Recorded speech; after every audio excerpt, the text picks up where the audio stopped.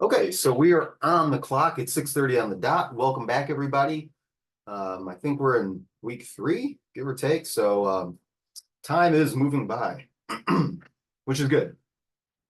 I hope everyone had a good weekend, but we're back to reality. And this is kind of a big week in that Thursday is the final for your very first project. So what's going to happen tomorrow is I'm going to post a link very similar to the one that I posted in the 50% crit, and that's where you're going to put your work. The difference is this time, what I want you to do is I want you to create a folder. I want you to call the folder your last name. Inside of that folder, I want you to put your process document, which is also called your last name, underscore project one, and a layered PSD, which is also called your last name underscore project one. Now, if there's a little bit of hiccups with this first project, I'll be a little bit forgiving, but really try to get this right. Formatting is a part of the rubric. It's part of the technical component. So anything that is not sized up correctly or in the wrong color space or flattened or whatever is going to cost points. I tell this to all my classes, and I will continue to tell this throughout the semester. The easiest portion on the rubric to get 20 out of 20 is technical. If you name everything right, everything is in the right spot, everything is the correct file type and the correct size, you'll get 20 out of 20. Just that simple. So where I'm harder when it comes to grading is, I'm going to say technical again. I know it's a bit misleading, but there's the technical way that you handle Adobe. Are you using layers? Are you naming layers? Are you using mask, clipping mask, adjustment layers, blend modes, those type of things? Students will lose points on that.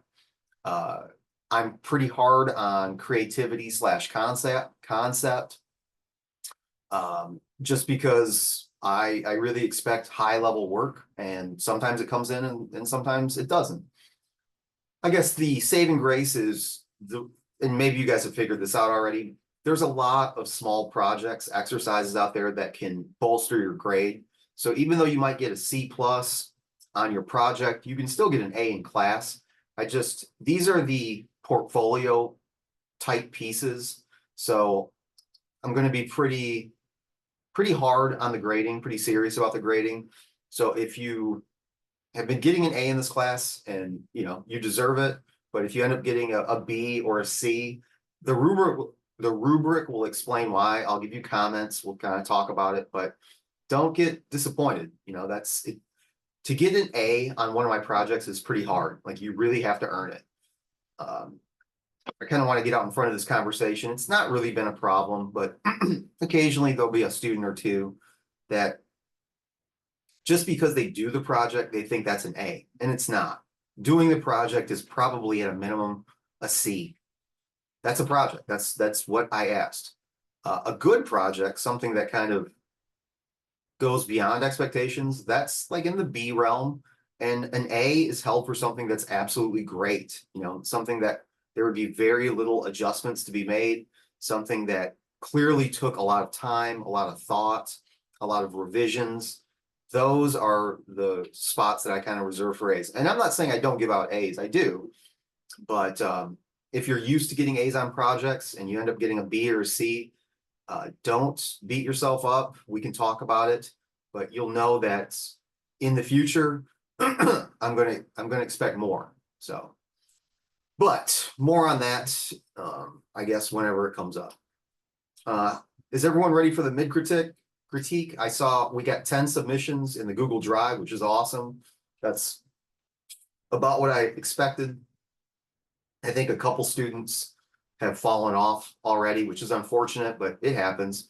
Maybe they'll get back on track, but traditionally speaking, they usually don't. And that's totally fine.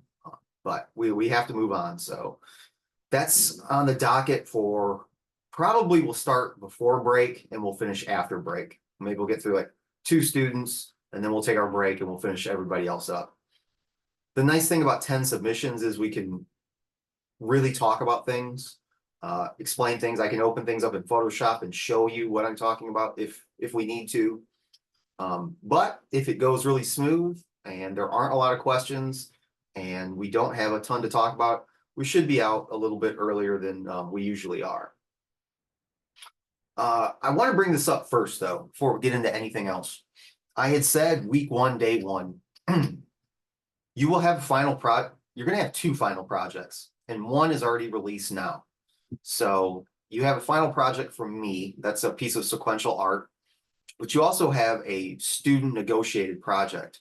And I told you guys, start thinking about it now. And I haven't brought it up since, so it might have kind of gone to the wayside, but who knows? Maybe some of you have already committed to an idea. I want to bring it up now because we're at the end. I don't know if we're in week 3 or 4. I think we're in week 3. That still leaves 13 weeks. Guys, the earlier that you get started with this, the better that piece is going to be. So if some of you already have an idea of what you think you might like to do, please email me. As soon as I greenlight it, as soon as I give you the, yeah, that sounds great, go ahead and get started. Or, okay, that's good, but maybe we could do this, this, and this. Or I might say, that's too big of a project. I don't think you can do it. Or it's too small of a project. You need to expand out on it. As soon as you get the go ahead, you can get started. And that way you don't have to wait until the end of the semester to be rushing and trying to do 2 projects at once. So if you've got some ideas, email them over. I'd love to talk about it. Who knows? Maybe you'll be completely done in 3, 4, 5 weeks, and then you can really just focus in on your other finals, the final for this class, and then the other finals for your other classes. I'm the type of person, I don't like to wait to the last second. I get real panicky. I'm not good at procrastination, so I like to really get started early, and I like to finish early. So if you're like me and you think you might know what you'd like to do, shoot the email over. What we need to do tonight is we need to talk about how to set up all of your artboards in Photoshop and how to submit your process document. So that's going to be first. After that, we have a demo. It's not due, but I would pay attention. It deals with transformations. I've got that file already loaded up on your demos folder. It's called transformations. And then we have 2 exercises. One deals with blend modes and the other one deals with a due-tone gradient map. Those are accessible as well in your exercises. Little caveat to that, folks. Those exercises have been zipped. I can't remember why I did that, but they are. So you'll have to extract those. Now, if you're on a PC, well, no matter what platform you're on, you'll have to download it. And once you've downloaded it, if you're on a PC, you'll right-click on the zip folder and choose extract file. On a Mac, I can't remember. I think it's pretty similar. I think it's something like a right-click or an option click and choose extract file. Either way, you need to unzip both of those in order to work with those files.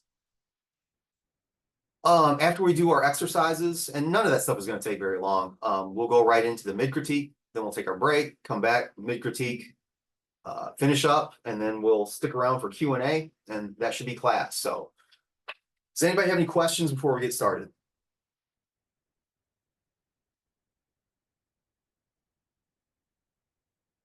Okay, let's do it.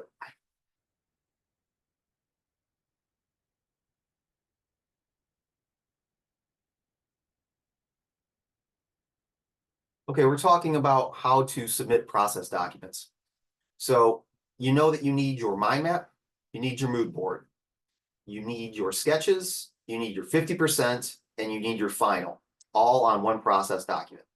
Now, in addition to that process document, you need one layered PSD file, and that's just your final. But this right here, all 5 of these pages will be one single PDF. This is how I would do it. You could use Illustrator. Illustrator is almost the exact same way. You'd make 5 artboards, place your documents on there, save as a PDF. Boom, you're good. Photoshop, pretty similar, but I'm going to go through it. So we're going to go to New File. These are 11 by 17s, everything. Now, moving ahead, you're going to be doing this for every project. There's always going to be a process document. There's always going to be a layered PSD. That you can commit to. What you put in your process document will change from time to time. Next week, or next project, I should say, you're going to have a different previs exercise. So you won't have mind maps. You can do a mind map, and I would love for you to do that, but it's not required. Next week will be something different.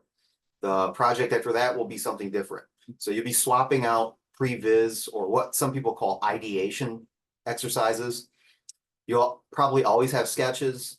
You'll always have mood boards, but some of your other stuff, the next project and the next project after that, are also going to have context. So those might actually be 7 artboards, but more about that when we get to it. All right, so these are 11 by 17. Here's the preset, boom. I don't know if yours are landscape or portrait. That's completely up to you. I usually do landscape, but that's just me. So I'm going to choose landscape. I am going to choose artboards here, boom, and choose create. Now we did this one other time, so this shouldn't be blowing anyone's mind just yet. Now we need 4 more artboards. So we can go underneath our selection tool, our move tool, and grab our artboard tool. Here we go. And right here, you can just add artboards, or you should be able to click, let's see, should be able to click on the artboard. You used to be able to. Sometimes you can get to the little, there they are. So I had to click on the group named artboard, and you can click the little plus. Whatever way works for you, I'll just add a few pluses up here. Boom. I think that the zoom widget's in the way, but that should be adding an artboard. So I'll do it the old-fashioned way. Just click, click. So that's 4 and 5. Okay, got my artboards. If it helps you, go ahead and name these. I'll call this first one mind map. Call the second one mood board. You get the drift. From here, you need to place those documents. So if you use Canva, you have to download them from Canva. If you use Photoshop, you should be able to just place them right in here. If you use something else, you'll have to save it and place them in here. I don't have any of those files ready, so I'm just going to place whatever I've got laying around. So I'll go to File. Make sure you place embedded. That's important. I've got absolutely nothing in my downloads. How about that? I guess I do. I got something. I got a mind map collage. That works. So this is Bell's. Thank you for submitting that. Voila. All right. So there's my mind map. Now I would place my mood board. File, place embedded. Let's do exercise 6.2. Pretend that that's my mood board. Oops, wrong place. Made a mistake already. So I'll hit escape, cancel that. Make sure that I'm on my mood board group. File, place embedded. Boom. Hit enter to apply. Moving on, this would be my sketches. File, place embedded.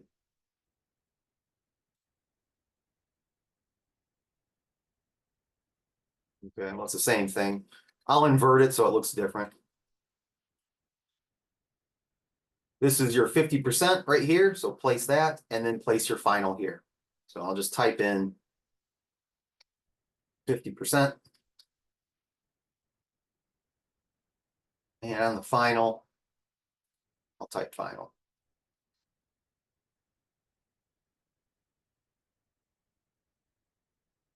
Okay, so you've got it all together. Now, as a suggestion, I would save this as a PSD. That way, if you make a mistake, you can go back and change it. Save it to the cloud, just call it project 1 process or something. But to submit, here's what you're going to do. You go to File, Export Artboards to PDF. Now, I'm going to say that again. Artboards to PDF. What I do not want are artboards to files, nor does a client. Nobody wants to have to open up 5 different PDFs or 25 PDFs. Or if you're working on an annual report, you send someone 215 PDFs, they're going to find someone else to do the job right. You need to do artboards to PDF. What this will do is we'll take all 5 of those artboards and collapse it into a single PDF. So I'm going to choose this.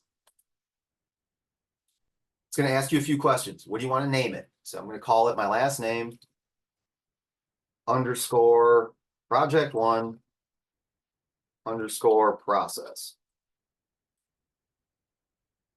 All right. Actually, I'm sorry, I messed that up. So let me cut that. The first part is where do you want to save it to? So browse and tell it where to go. I'll go to my downloads. You put it wherever you want to. Now call it whatever you want. First, last name underscore project one underscore process. Everything else, I don't think you really need to worry about. Make sure that multi-page document is selected. I would pull the quality all the way up. But yeah, everything else looks all right. So we'll go ahead and choose run. Let Photoshop think for a while. It's got to crunch all these numbers together. And once this is done, we'll go to my downloads and we'll see if it came out right.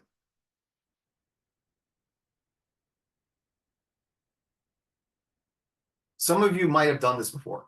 Some of you may have not, but this is how I want the process.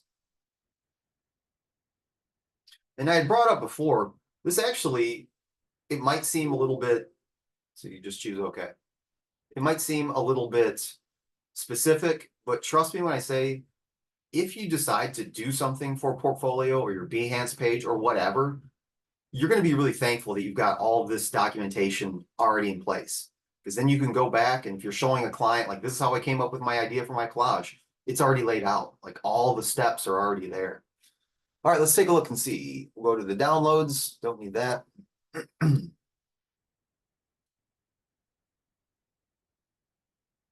On project one process. It's one single PDF. That's got, you guessed it, 5 pages. So that's how you submit your process. Once you get your process in, submit your final PSD. It's just your final collage with all your layers. Those are the 2 things that you submit to a folder labeled your last name. That will go to the Google Drive. You should be good to go. Everyone feel okay about that? I don't have the chat pod up, so if you got a question, okay, so we got a thumbs up, that's good. I've got all your. Quick question. Uh-huh. Is this like, is there an example of this on Blackboard somewhere, or can you just pull it back if you didn't delete it so I can take a photo? Just to make sure that I do it correctly. Oh, if you deleted it, it's fine. It's fine. It would only take a second. So the first one was a mind map, the second one.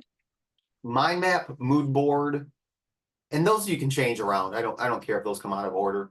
It's the order that we did things. So mind Okay. map or mood board, then your sketches, then your 50%, and then your final. Okay, I got it. Cool. It's probably not a bad idea. Maybe I should have an example up on Blackboard. So I'll make that note. I don't think it'll be ready for this semester, but moving forward, I'll try to get something up.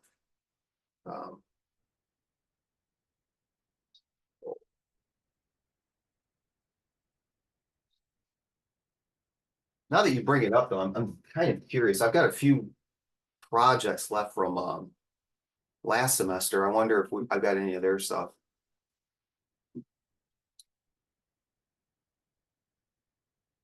So that would have been the spring sequential art.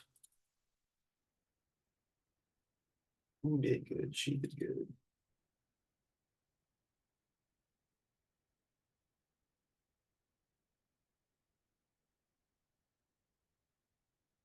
This is a little bit different. Let's see if we can.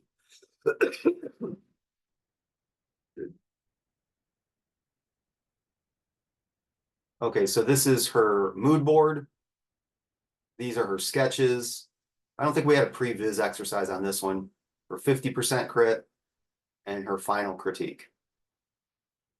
So I don't know if that helps or not. I'm going to pull a file. And I'd like you guys to follow along with this. It's under demo files. Pardon me. It's called transformations. Here's the file that we're going to be working with. I'll give you guys a second to download it. A huge part of Photoshop is being able to manipulate layers, not just their colors, but the shapes themselves, squishing them, squashing them, rotating them, flipping them, warping them, et cetera, et cetera. So what I got here is I got an image that came from Unsplash of a model standing in a green foresty place. I've also got a layer of a larger red leaf. What I'd like to do is I'd like to create a composite where it looks like she's in more of an autumn type setting, and a few of these leaves are kind of like fluttering around in and around her. So we'll start with the color correction first. I'll show you guys how to do this with some adjustment layers so we can kind of turn green to more yellow brown. And then we're going to duplicate this leaf several times. We're going to rotate it. We're going to skew it. We're going to change its perspective so it doesn't look like the same leaf over and over and over again, like a rubber stamp. And then we'll probably change some colors too. So first things first, we're going to start with the background here. Now, when it comes to color correction, there's a lot of different ways to do this. So if you're like, I'm kind of more of a selective color person, great, cool. As long as you achieve the outcome that you want, that's the way to do it. I would ask, whatever method you're going to choose, is it flexible? Is it something that you can change on the fly? Or is it something where you've actually affected the pixels of the layer? If you affect the pixels of the layer, you got to find a better way. So adjustment layers are going to be our best friend in this case. I've done this particular demo like 3 different ways. I started with hue saturation. It was okay. I used selective color. It was better. And then I actually targeted specific colors in hue saturation, and that one seemed to work the best. So let's do that. I know that my adjustment layer is going to be on top of the leaf right now. So what I'm going to do is I'm going to select the background layer, and then I'm going to apply adjustment layer, and I am going to choose hue saturation. Now, we've messed around with hue saturation before. You'll remember that hue will affect everything. So I could make the leaves brown, but she turns purple, and I don't want that. So I'm going to bring that back to 0. Saturation is just how much color is in the image. It could be black and white. It could be really, really chromatic. Bring that back to 0. Lightness is how much tint and shade. It could be black. It could be white. But I'll leave that set to 0 as well. So that brings us back to baseline. Now, I want to change some of the colors, but I don't want to change all the colors. So what I can do is I can actually target colors within the document by dropping this master down. And the 2 that I'm looking for are yellows and greens. So the first thing I'm going to do is I'm going to target the yellows of this image, and I'm going to pull those down to like around a negative between 50 and 80 until it looks right. Some of the yellows in the background should start to turn red, hopefully. So I'll click, hold, and drag. Yeah, like right around here, around the 40. I don't want to go too far. Like you can see it's starting to affect her skin. So I gotta be a little bit careful. Probably just a little bit, maybe like around a negative 30, I think looks okay. I can always turn it off and turn it back on. Now, it makes sense that some of her skin would turn more of an orange because there is yellow pixels in her skin. And also the illusion, if you think about it, like if we're going to turn green into yellow and green into red, her skin would naturally pick up some of those colors because as light comes through those colors, as light hits these yellow branches and these red leaves, it bounces that color light all over the place. Her skin would start to pick some of that up. So it's okay that some of her skin is kind of turning that reddish, and that's kind of what you want. Otherwise, what you'd wind up with is an image where she's in a full, like a fall autumn setting, but her skin still retains that like green tint. That would look really fake. So I think it's okay that it's gone that far. The next thing I'm going to target is my greens, and I'm going to pull those down to about like a negative 80. So you can see before, after. It's a pretty easy composite so far as a color correction goes. To go a little bit further, I could hit it with another adjustment layer. I could do like a photo filter. I'll show you what that is. Sorry, I have a question. Yeah, go ahead. Is this an exercise that we have to submit? No. Okay, because While you were explaining, I was paying attention, but I was also like trying to find it on Blackboard and I couldn't find it. It's right here. So, oh, it is on Blackboard? Yep, it's under demo files, transformations. Oh, okay, okay, perfect. Thank you. Mhm. So another adjustment layer that's kind of helpful just to like, if you guys have ever worked with like Mod Podge, it's glue is what it is. It's glue that sets up clear, and you can use it to collage stuff and assemblage stuff. And I like it just like as a binding agent to like smear over things, so it looks like everything's like just one thing. That's kind of how I think of photo filters. It's just something that kind of like a gloss that goes over everything and gives everything the same kind of color information. So here under adjustment layers, you've got a photo filter right here. And they come in a bunch of different flavors. You can drop these down. You've got warming filters, you got cooling filters, you got colored filters, or you can set your own color to whatever you want. Either one of the warming filters will be just fine. And then you can kind of play around with the intensity. Like that's pretty intense. And that's hardly even there. So leave it set to like 15. It's not going to do a ton at this level, but you can see if you turn it on and off, there is that subtle warmth that it gives it. And a lot of the stuff that you'll do in Photoshop, especially the stuff that you want to pass off as like photorealistic, in-camera realistic, really should be about subtlety. You don't want to go too far with these things because that's when stuff starts to end up looking fake. Okay, so we got two photo filters. We took it from this environment to this environment, and it looks pretty good. Now I want to work with this leaf. All right, so what can we do to the leaf? Well, the first thing I would do is I would duplicate it because I don't want to alter my original leaf. I want to alter all the duplicates. So we know how to duplicate. It's Control or Command J. And I'll turn the duplicate, the original, off for a second. And I'm just going to work with this one. As far as a transformation goes, there's a couple different ways to do this. My favorite way is just Control or Command T to transform. So if I hit Control or Command T, it brings up the little bounding box here. And now I'm free to click, hold, and drag, scale it down. I can grab the corner, rotate it. I can move it around, do a lot of different stuff. I could even squash and stretch it if I do one of two things.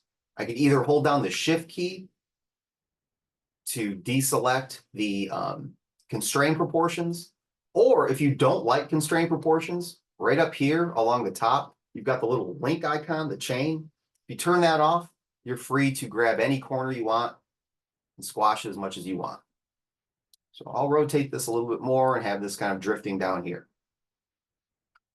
I either have to say yes or no. Oops. Up here along the top, you see the check mark or the little Ghostbuster symbol. You can use those, but Enter and Escape do the exact same thing. So I'll just hit Enter. All right, so there's one leaf. So that's one way you can do it. What else can we do? I'll duplicate my leaf again, Control J, turn off the original. You've got a whole host of other types of transformations. Let me show you where those are. They're all under Edit. So I did a free transform, and I really like free transform. I think it's probably the best one, but you got some others. You've got, again, which will do the exact same thing you just did. You could just affect the scale. You could just affect the rotation. We'll do skew, distort, and perspective on the next three. You can warp it, but we've got a whole demo on warp coming up. Rotate it 1/2 revolution, 180 degrees, 90 degrees clockwise, 90 degrees counterclockwise, or you could flip horizontal. So it flips it, or you could flip it vertical. Edit, transform, flip vertical. So under transform itself, you should be able to maneuver a layer however you need to. All right, so let's move this one down here. I'll hit Control T, rotate it a little bit. It's a little bit big. Push it down here. All right, so we got two leaves. And because they're facing different ways, they look a little bit different. I could even, I don't like the fact that they're both red, so maybe I could change one to more of a yellow. I could put an adjustment layer on top of that. This one just be hue saturation. I'll move my hue into more of a yellow, right about there. Now that messed up everything else. So this layer needs to be clipped by right clicking and choosing create clipping mask. All right, so not bad. Got two different color leaves that aren't the same size, that aren't in the same angle. So they look a little bit different enough. All right, let's go back up to that original leaf. I'll duplicate that one. Turn this one off. Let's talk about some of these other features. What do we got here? Edit, transform. Let's try a skew. Skew is going to let you grab one corner and kind of like the name implies, it skews the image. It kind of like distorts it. So you know that leaves don't fall perfectly flat off a tree. They kind of go at angles, right? So this is going to help you create that look. Hit enter. It's okay. It's kind of big, so I'll just Control T. I'm going to link it back up. Push it down a little bit. Rotate it. Just like that. Let's make another one. Control J. This one I will edit, transform. That was skew. We'll do distort. Distort lets you have a little bit more freeform control where you can push all the corners and you're just kind of like changing the area of the pixels. I don't really know the best way to describe that. Control T. So it kind of looks like it's falling from the side a little bit more. Now we're getting some nice variations here. They don't look like the same leaf anymore. I would probably want to go by and change some of these colors, but I'll keep going. We've got one more transformation effect to do, and I'll just do it to this leaf. Edit, transform, perspective. For anybody that has ever wanted to achieve 1 point perspective, or maybe you guys have seen Star Wars and you remember the title credits, they kind of crawl up this way and they kind of like go away from you, but they go in that angle, like that pyramid. That's what's called keystoning, and that's what this effect does. So you can grab the bottom here, kind of like widen it out, or go the other way and shrink it down. So if you need to achieve 1 point perspective, this is a pretty good tool to do that. Control T, shrink it down.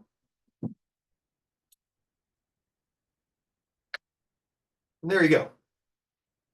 So if you're trying to create some variations in repeatable graphics, your transform controls are going to be really handy. Now you might say, well, it looks okay, the colors are good, but they look like they've just been pasted on there. I would agree. Something that you could do, we're going to talk about filters in the weeks to come, but you could add a slight blur to these. So filter, blur, and we're looking for a motion blur. That's too much blur. Change the angle a little bit.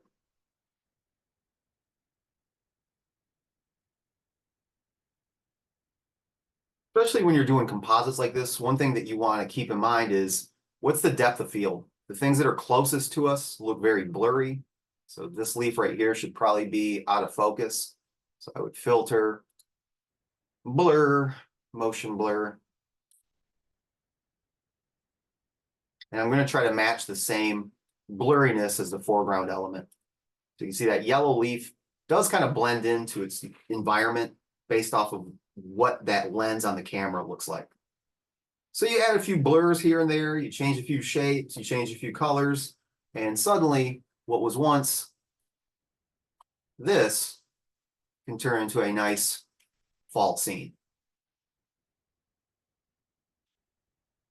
So that's transformations. We'll continue to do them throughout the semester.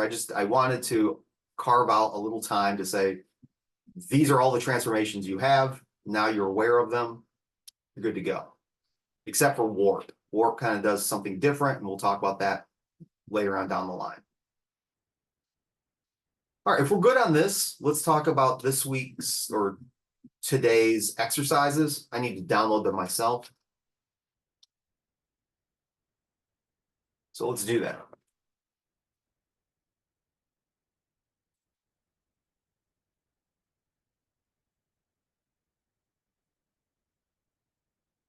Assignments, we've got exercises.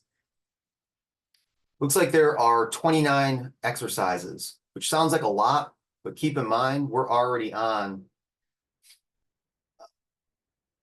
10 and 11.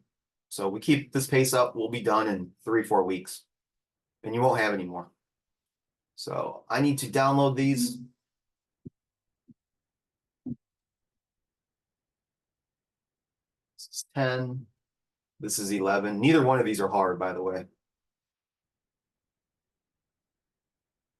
Now I need to extract these. I can't open these as zip files, so I need to go to my downloads. And again, if you're on a PC, what you're going to do is you're just going to click on the folder, right click, and choose extract all. Hopefully you guys have opened zip files before. High school students have a hard time with this. Can't quite figure it out. Right click, extract all. All right.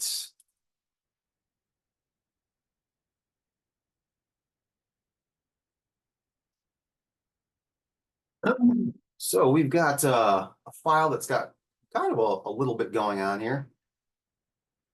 And let's open the other one. Do tone effect. This one shouldn't have as much going on. In fact, it's just one layer. All right, we'll start with the blend modes. Now we've talked about blend modes before. How do we use them? What do they do? I just want to real quick take a look at some of the layers here. What do we got? We've got looks like a computer rendered version of a city. We've got a city at night. We've got an image of a girl that does have a mask on it. The mask has already been applied for us. We'll re-engage that mask in a second. We have another exact same image of the night city, only this one's been flipped. It's been transformed. We've got a blue ribbon on black and a blue ribbon on white. So it's the exact same image. It's been flipped. One's been inverted. That's all. So what can we do to make something of a powerful composite? I mean, you can have some fun with this. You're really just playing around with blend modes. And if we take a look at what the demo looks like in its entirety,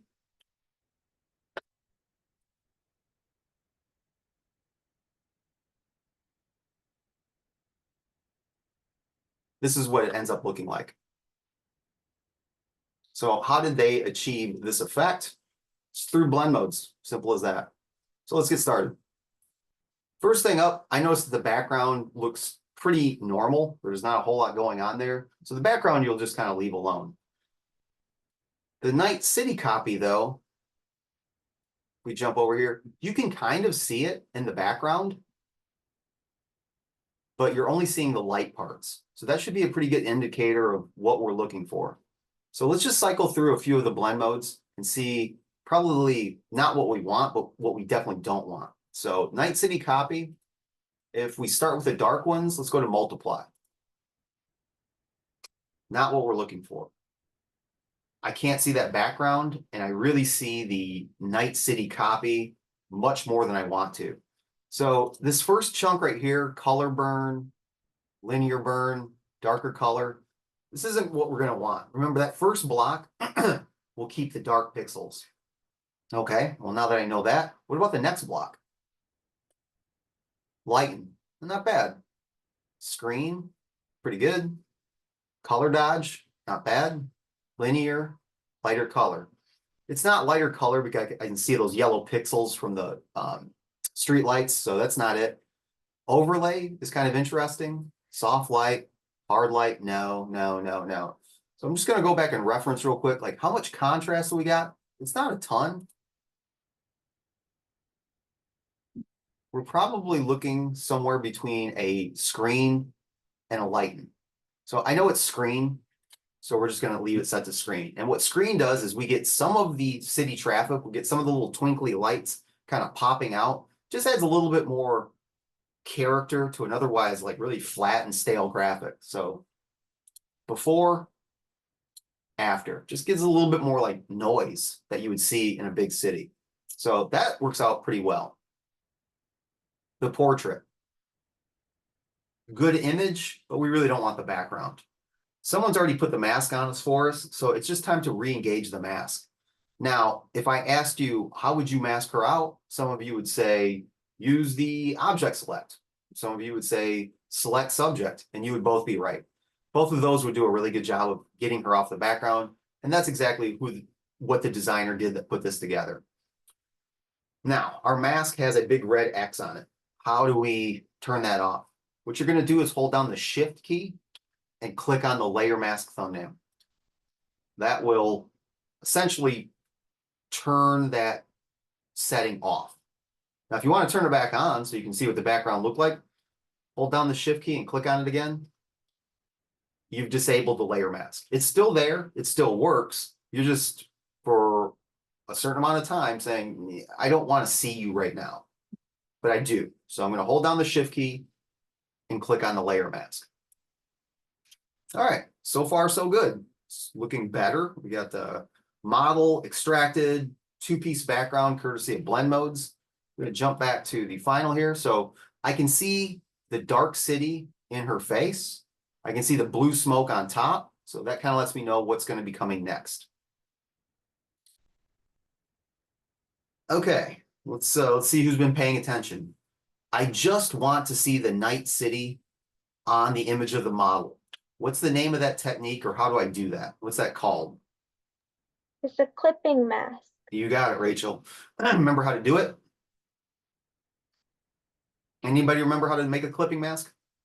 There's a lot of different ways. You right click and scroll down to where it says create a clipping mask. Sounds good to me. So I'm on the city layer, the night city layer, the one right above the portrait. I right click and choose create clipping mask, or Control Alt G. Is that something that you have to remember? No, but you'd be surprised how many times it comes up. The more you use Photoshop, the more you'll be like, oh yeah, Control Alt G, Control Alt G. Boom, that looks great. However, if we look at the sample file, I can kind of see her still. And I'll give you a hint. It's not a mask on the city layer. What could I do to the city layer that would maybe make some of the light show through, but not all of it? Use your blending modes. There you go. So let's find out which one it is. It's not darken. It's definitely not multiply. Color burn. Now, don't get me wrong. This looks pretty cool. Like if she was supposed to be looking at like some computer monitor in 2001: A Space Odyssey, yeah, you nailed it. But that's not what we're going for. And I'm starting to think that lighten is looking pretty good. Screen looks better. Color dodge is interesting. Linear dodge might be the one. Lighter color looks pretty good. So the lighten blocks are kind of the ones that we're looking at. Overlay's cool. It's just too contrasty. Soft light, no. Hard light, no. No. No, no, no, no, no, no, no, no. So we're going to stay with one of these. Now, which one is it? Let me jump back. I can see the purple color in there, so that gives me a hint. I'm thinking it's probably screen or linear dodge. So we'll go back to screen. That seemed to work pretty well. Yeah, screen it is. Now, I did lie a little bit. I think we do have to hit it with a mask. It looks good, but I don't like the fact that I can see some of the white dots on her face. That's just me personally. So what I'm going to do is on the night city layer, I'm going to touch it with a mask. B for brush. I'm going to get a big soft brush. I'm just going to tap. Ooh, that's a little too hard. Bring the opacity down to maybe 40. And I want a soft edge brush. Let's start there. So let's get soft edge brush. I'm just going to tap out a few spots of her skin on her face. It's a lot like your double exposure. So there's the mask. I got a nice big soft edge brush. I'm down to about 40% opacity. I just tapped a couple spots. I just don't like those little yellow pops on her skin. But so far, so good. We're almost there. We've got 2 more layers, and I'm not even going to quiz you guys. You obviously know what's about to happen here. We're going to use some blend modes. The blend mode is going to keep the blue smoke here. And over here, it's really hard to see, but there is a little bit of information on the white smoke. So here we go. If we want to get rid of dark pixels, I already know we've been using it already. That's going to be in your lighten or screen. Lighten looks good. Screen in this case looks a little bit better. Color dodge, it's cool, but it's got too much contrast. Linear dodge actually looks pretty sharp, and lighter color, not so much. So I'm going to stay with that linear dodge. I might hit it with a mask and tap out just a few spots in her eye. See what the demo looks like. Yeah, just get it off her face a little bit. So hit it with a mask, tap a few spots here. A lot of times when you're doing blend modes, you will want to mask certain parts out. Like you'll get 90% of it. That looks great. But there'll be a few little things here and there that like interfere with like typography, or maybe it's someone's eye where it looks like there's two specular highlights and it just looks weird. So just tag it with a mask, get a low brush opacity, and just tap, tap, tap, tap, tap a few times. Finish this thing off. We've got the blue ribbons over here.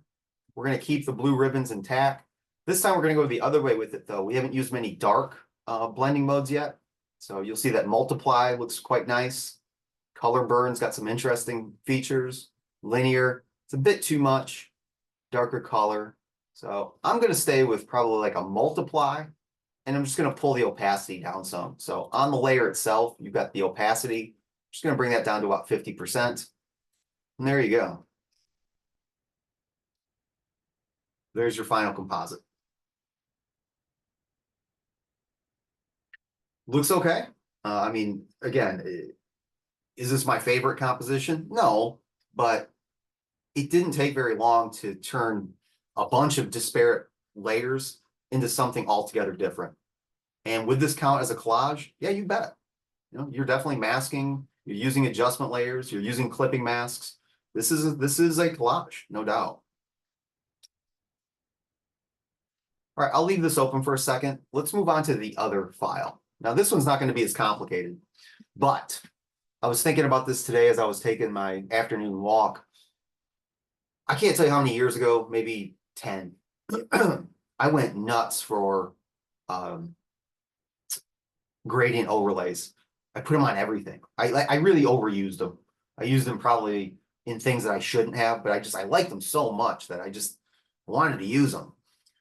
I'll show you how to do these things. Use them at your pleasure. They're super easy. They're super fun. Sometimes you use them in a very overt manner, like we will right now. Sometimes you'll use them in a much more subtle manner, which if I still use them, I try to tone it down a little bit. Before we do a gradient overlay though, let me explain real quick what a gradient is. I know that you probably know this already, but let's just make sure that everyone's on the same page. Because you hear gradient overlay and you're like, oh, I know what a gradient is. It's not the same thing. Kind of, but not. I could do an adjustment layer, and you don't have to do this. I'll just take a look. A gradient. Okay, so here is a gradient. So what is a gradient? A gradient goes from one color to another color. It could go from a color to transparent. It could go from one color to another to another to another, like something like this.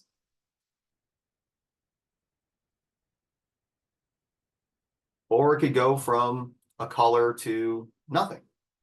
So let me just stay with this gradient right here.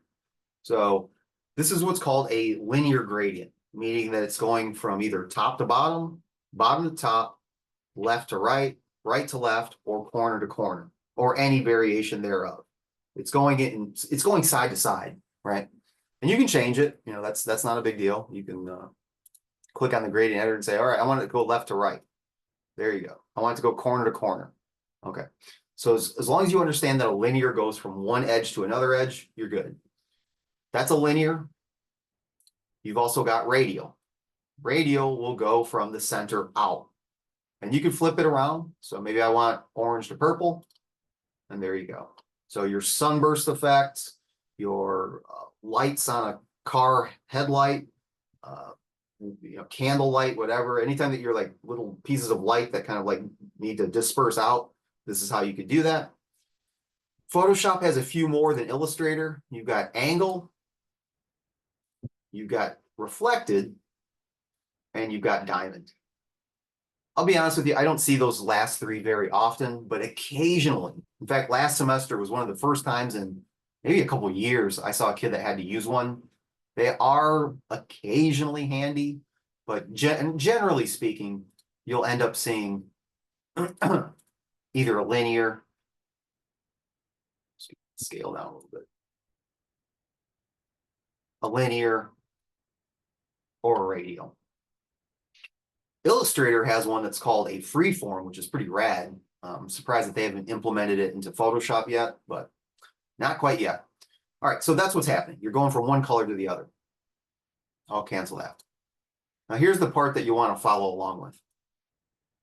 We're going to do a gradient, but it's not based off of left to right or center out. It's based off of the document's pixels.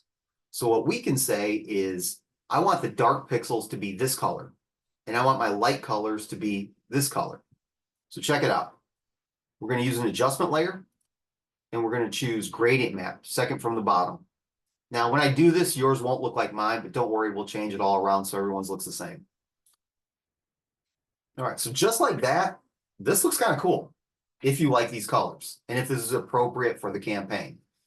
What we're trying to do, though, I'll show you the outcome here.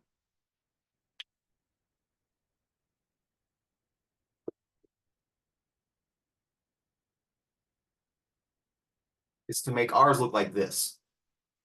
So how do we do this? What we need to do is we need to tell Photoshop the dark pixels be this color, the medium pixels be this color, and the light pixels be this color. All of that will take place right here through what's called the gradient ramp. So if you click on the gradient ramp, this behaves just like the gradient editor. Difference is, instead of going from dark to bright cyan, left to right, if I turn this off, and I was to say, all right, what are the darkest parts of this image? You would say her shirt, the shadow on her neck, her hair, her eyes, and I would agree. If I was to say, what's the lightest areas of this? You'd say the background, highlights on her cheeks and chin, and I would agree. So if you look at this, where is the dark colors? It's this right here. Those are the blacks. Where are the light colors? It's this blue. All right, now that we know that, it looks like Wait. Sorry. it's all right. I got lost a little bit. And I deleted by accident like the filter for the gradient, and now for some reason I don't know how to add it. Can you do it again? Like Yeah. really quick? Here, so just, if you got something up here, just trash it out. Okay.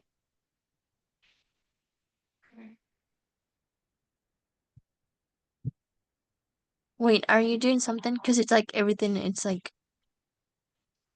just not moving at all. So I can't even hear you if you're talking. Can you hear me now? I can hear you.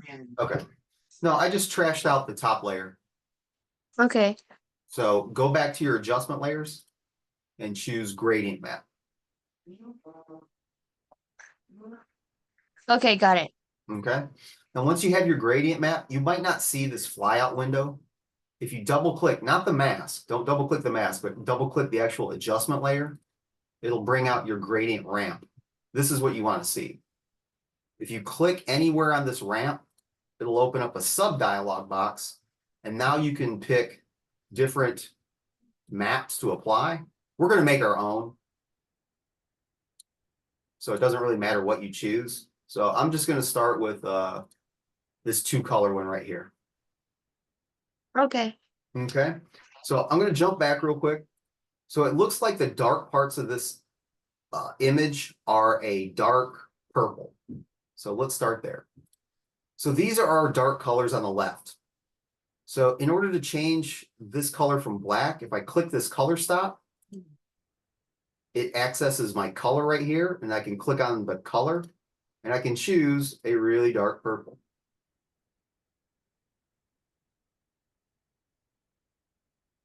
Choose OK. Now we're following along with the demo, but you might get the idea of like, well, it'd be cool if her shirt was red. Should click the color, change it to red. But I'm going to stay with that dark purple. Choose OK.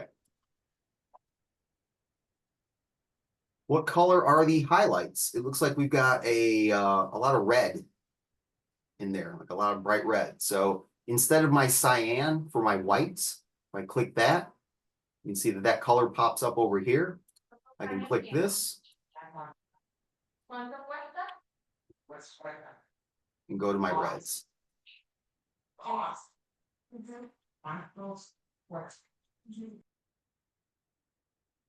Now, I'm doing pretty well so far. The only thing I need is a little bit more like orangey color, kind of in the mid-tones. Take a look here. It's got a little bit of orange. So you can create what are called color pucks. These little sliders right here are pucks. So if I go over here to the mid-tones and I just click anywhere, you'll see that it adds a new puck. How do you get rid of a puck? You can just click, hold, and drag and pull it right off. So I could add a bunch of color pucks if I wanted to. And then I could even change those colors and say, all right, this one needs to be blue. And this one needs to be green. So you can create some pretty psychedelic looks this way. I don't want that, so I'm going to trash these. So I'll just click, hold, and drag, click, hold, and drag, click, hold, and drag. And I'm left with something like this.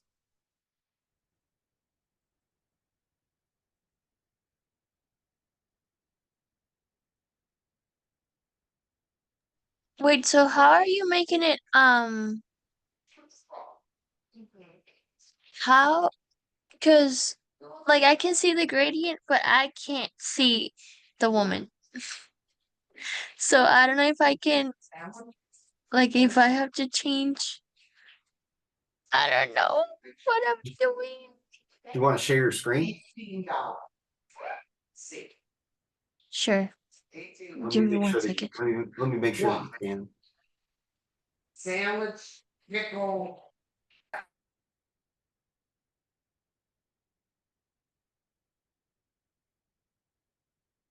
Okay, go ahead and try it.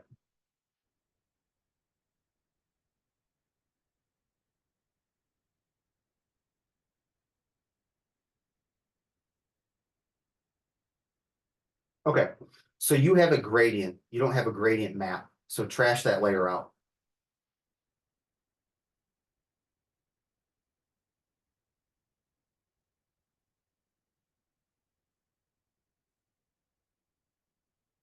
Go to your adjustment layers.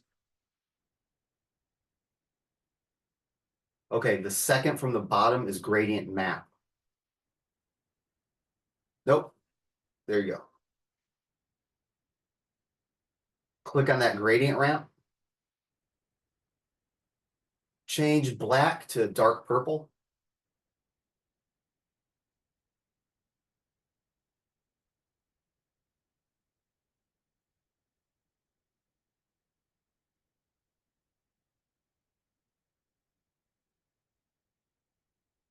Choose OK. Change white to red.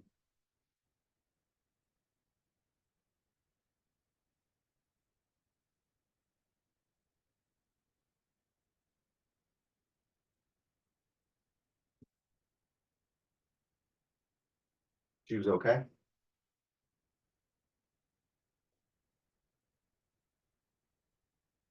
That's the difference.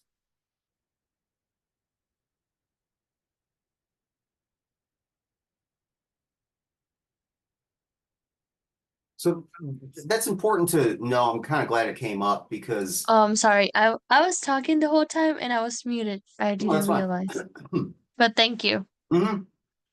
It's an important distinction because a gradient and gradient map, they sound alike. They do similar things, but a gradient map will take the color of the pixels of the image, whereas a gradient just gets colors. So from here, I'll click on that map one more time. Now, I can't remember exactly how they got that orange in there. So if you can't get it perfect, don't worry about it. But we want purple for our dark. We want red for our light. And they somehow squeezed a little bit of orange in the background, which looks pretty nice.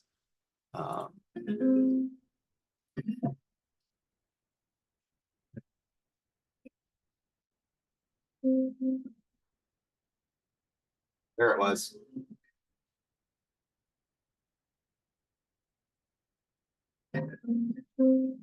Right there. So They ended up moving their color pucks over to the left a little bit, and then they cheated another one into the right. So let's finish up strong. So these can move.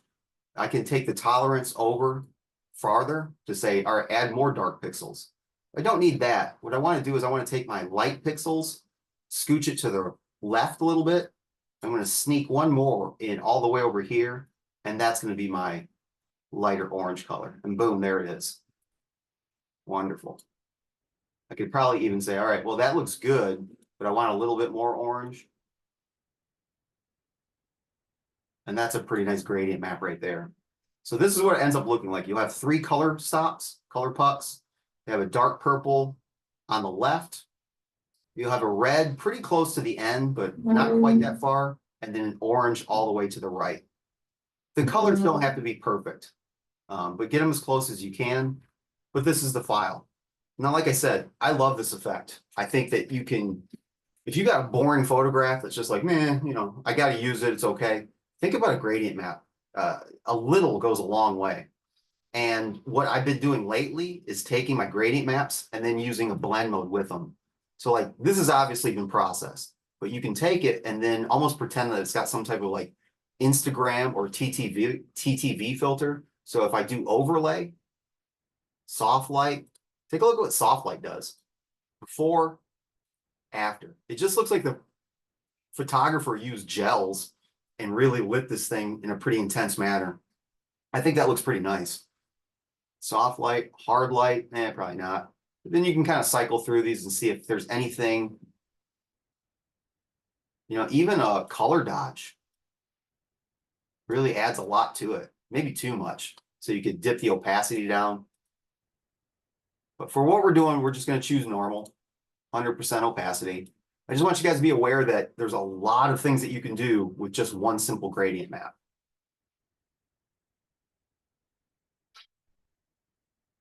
Okay, if everyone's good, it's 7:30. Let's go ahead and take our break now. We'll meet back and we'll start the mid critique. And this will really kind of function as the critique. We won't talk about your finals. I'll just grade those. I'll give you all the feedback right now, and then everything else will be in the rubric. So you guys are going to be driving the bus. Everyone gets about 5 minutes, give or take. If we go over a little bit, that's okay, but I'll set a timer and then first come, first serve. Just share your screen, refresh us what we're looking at, talk about any things that you like, things that need to be added, questions that you have. We'll get into it. When your time's up, you're done, move on to the next person. So I'll stop sharing. Those 2 exercises that we just did are due on Thursday at 6 o'clock. So I was just checking, double checking the score on the mid critique.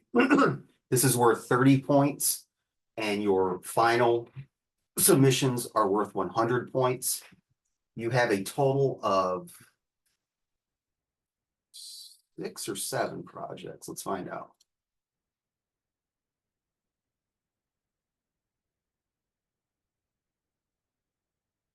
Total of 6 projects. So there's 6 100-point projects out there, a bunch of exercises. I think we just said there's like 29, so about 300 points in exercises. Your final attendance is worth 100 points. There's a lot of points out there, but these critiques, these informal critiques, be it your mind maps, your sketches, mid critiques, these things add up. You know, they're worth probably in total about worth like 200 points. So regardless of what you got, how happy you are, always go. You can't get points back for a mid critique if you don't present like that. Those are the points. So even if it's not your best work, get something. You know, I can work with something. If you don't do anything, I can't turn a 0 into a 10. It's impossible. All right. So like I said, I'm going to set a timer for 5 minutes. And if we go over a little bit, it's not the end of the world. We've got plenty of time, but I'd like to try to cap it because really what I want to see is what you got, hear a little bit of your explanation, like your reasoning about what it is. If you need to go over your topic again, that's great. I don't think we need to really dwell on mind maps anymore. If you think it's important, bring it up. but let's just kind of see where you're at. Ask any questions, and then for everybody else, it's not going to be mandatory for the first 2 critiques, but get in the habit of participating, giving feedback. You can unmute yourself and just say whatever. That eventually is going to be part of your grades as well. I understand a lot of you are shy, and working remote, it probably doesn't lessen that very much. It's easier to kind of be insular. But in order to be an effective designer, not only do you have to visually communicate, but you need to audibly communicate as well. Like I've seen a handful of students that are pretty good designers, border on real good designers, but they can't answer the phone. They can't talk to clients. They're not going to be usable. They're gonna have a very low ceiling in the market. So this is not a venue to. This should be a comfortable space. It's a constructive criticism. Don't. I say this, and I probably won't bring it up again. Back in the day, like when I was in college and in grad school, critiques were pretty brutal. And that really wasn't good. Like some people thrived on it, but I think it just ended up making some people feel really bad and question whether or not they wanted to do what they were in. This shouldn't be like that at all. Don't take any of this stuff personal. It's not. If someone says this doesn't work, ask them why. Why doesn't that work for you? And then if you're the person saying why doesn't it work, you better be ready to give them an answer. You know, it's hard to read, or I can see the pixels on the side. You know, be very specific. That's the type of criticism that makes everyone, yourself, the person giving the critique, a better designer. Okay, so with no further ado, folks, who would like to go first? I can go first. Okay, who's I? Isa. Me. Got it. Okay. I'm just making a note. Um, You go, Isabella. yes. All right. Just- Whenever you're ready, go ahead and share your screen. And do you want quick question? Do I show the PDF or the Photoshop? That's a good question. That's a good question. At this point, I don't know if it totally matters, but if there's something that you have questions about as far as your layers go, I guess the PSD would make more sense. Okay. I'm gonna do the PSC just because it's the one that I have pulled up. That's fine. Yeah, guys, that's a good question, but that totally doesn't matter that much right now. Okay. Let me just give me 1 second so I can move everything. Because the Zoom stuff, it's always in the middle of my screen, and I know, I really don't mine like too. that. Yeah, mine too. Okay. So this is how it's going. I'm gonna say this is really the 50%. Like, I'm not that close to be done.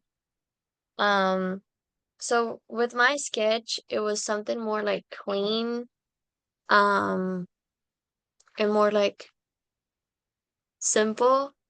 But then after the critique, I was like, okay, maybe I just have to like go crazy. So this, for those who don't remember, my topic was crafts, art crafts. So I'm pretty much taking every single one that I can think of and adding it to the picture. This woman smiling and like kind of like with the brush in her hand reminds me of like how happy I feel when I create and how much I can do. So that's why there are so many things behind her. With to all of those things, I'm planning on adding like texture and like kind of like a filter. Some will be in color, some will be in black and white. To have that contrast. She will be in black and white. Definitely. And pretty much everything around her, if it's not black and white, will be in color really bright. just so I like, because my idea is that art will create your ideal world. And like with art, you can just create your basically your happiness. So that's my idea. Here are some things. I wasn't really sure. I played so many times with the layout, and like this was the layout that I liked the most. Um, but yes, that's my that's my wait, were you able to hear me? Yes. Okay. Does anybody have any suggestions? Does anybody see anything that needs to happen right away or things that are good that she should build upon? I really like your composition and how you've layered everything. I'm not really seeing the message that you spoke of like making your own world with your art.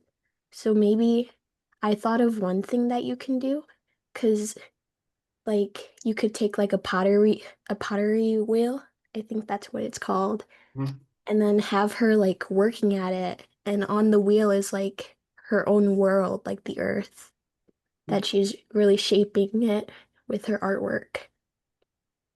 It's not a bad idea because I agree.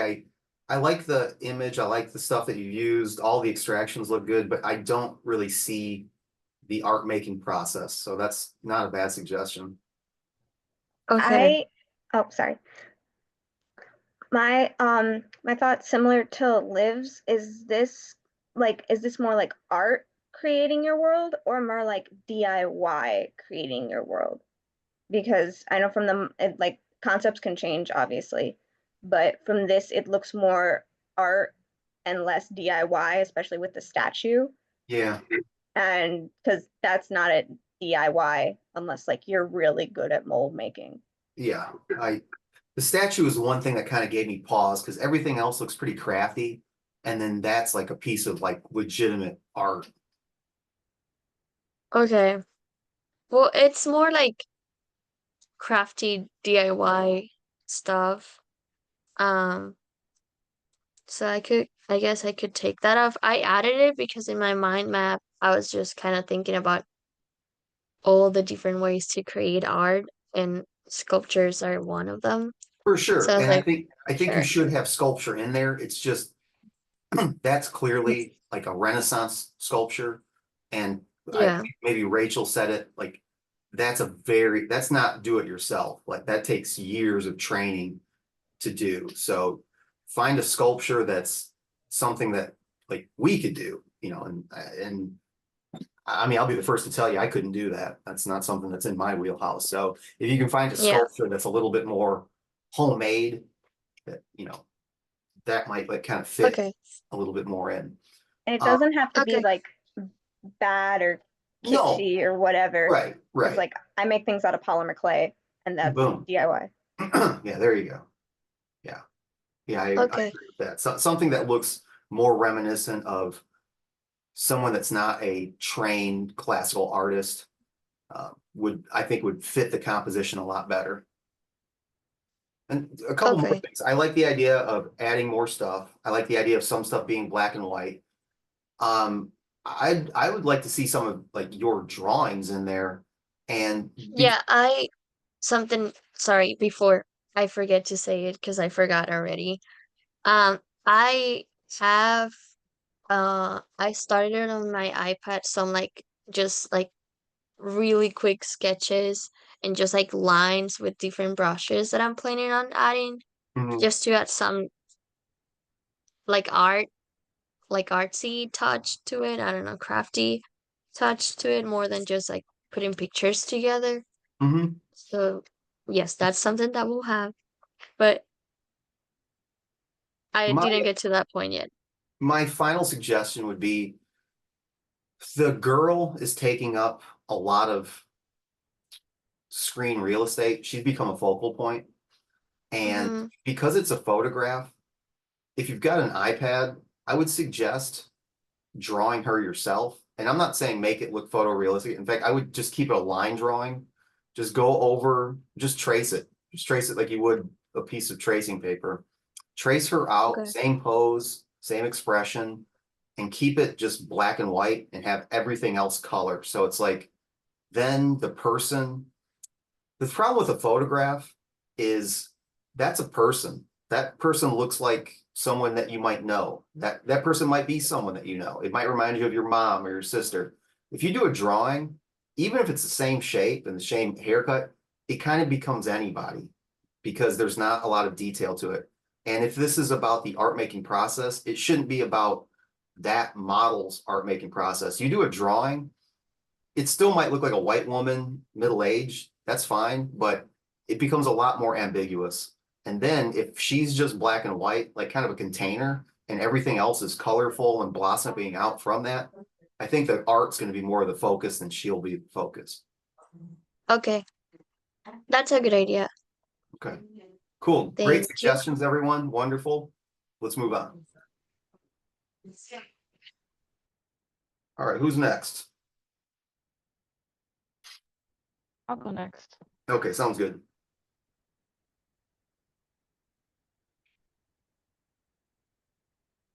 Okay.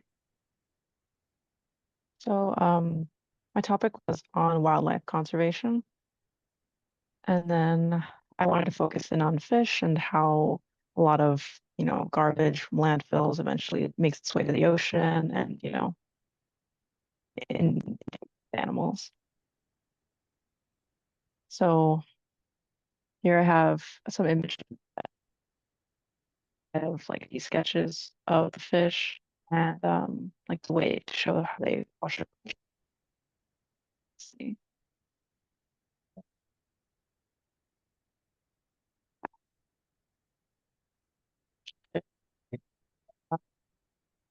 Like it was going to be like illustrative, but I thought it was missing something, so I added this image and just kind of let the illustration serve as like a color layer on top. Your audio's a little bit in and out. It's not a big deal. I just want you to be aware that we might only be hearing like every other word. It's just kind of choppy. So I don't know if you can get a better connection in the future, but just know that. Oh, okay. Yeah, sometimes it's like that. Sure. Okay, so we can see what we're looking at. What do we think, folks? Needs work, perfect the way that it is, stuff that she should focus on, things that she should lose. Where are we at?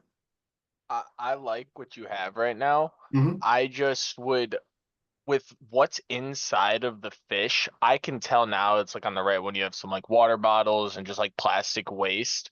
I think just maybe brightening it up or something because it's taking me a little bit to actually like look inside there to understand what it is. And you're trying to make up that fish could like fish take up and eat this plastic, so it's making up within them. And I think just making it a little bit brighter would exaggerate your point even further. I had trouble telling what was inside of it too. If I didn't know the purpose behind this, I don't know if I would know what that is. Oh, okay. Yeah. Or maybe find different images of debris that read a little bit better. And Zach brought up another thing. The whole thing is, and maybe it's okay, but it's pretty dark. And I don't mean dark as in like moody. I mean, it's like there's not a lot of like lighter pixels in this. So maybe hitting it with some type of adjustment layer to bring out some lighter colors would tonally help the composition. Okay, yeah. It actually was much brighter before I darkened it because when I was working on it earlier in the day, I guess like just the light coming through in my room was affecting Sure. my judgment. But yeah, now that I see it at night, I can see it's a little too dark. Yeah. What else? Anybody else have any comments?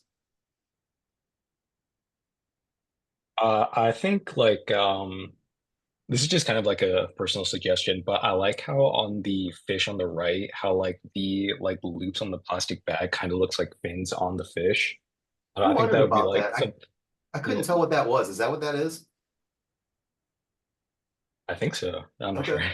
Yeah, no, you could be right. Because you're talking about those black lines, right? Yeah. Yeah. Oh yeah, that was with a brush that I added in. Oh, I might fix that. Oh, okay. I didn't know if that was part of the image or like actually part of the fish.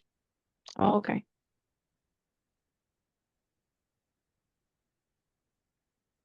But yeah, thanks. I'll probably change those a little bit. I don't know if it's a big deal, but the scale is different. Like the size of the fish in relation to the size of the water, like they're huge. I don't know if you want to like size up the background to make that match a little bit more, or if that even matters. Yeah, I see that.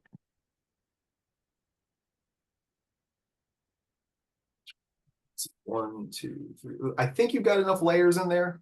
If you need more imagery, you can always add another fish. Just to satisfy there need to be like 5 images or something like that. I mean, I guess the illustrations count for 1, 2, so you might be okay. I just want to make sure that everyone nails that part of the assignment. Okay. Anything else before we're done with Daniela?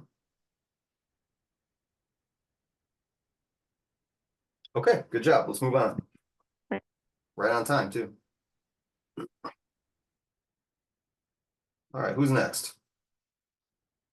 I can go next. Sounds good. Cool.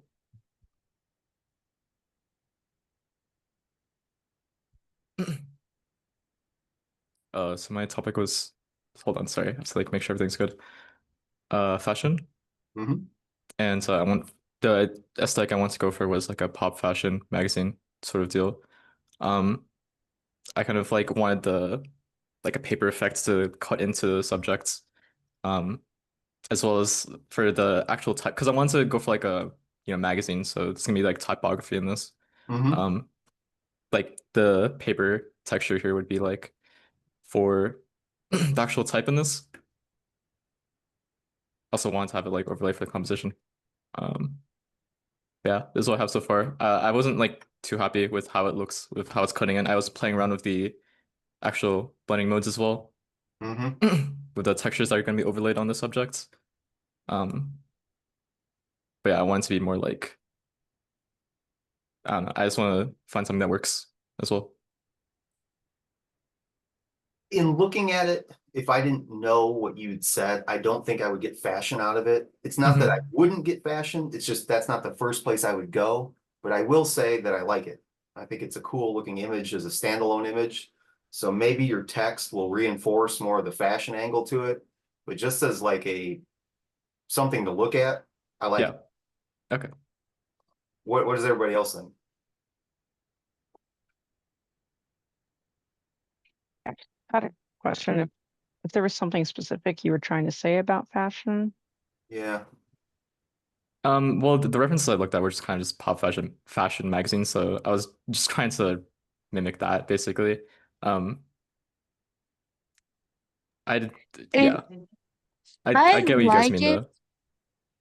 I really like it. I like how you like mix kind of like the murals with the person as well.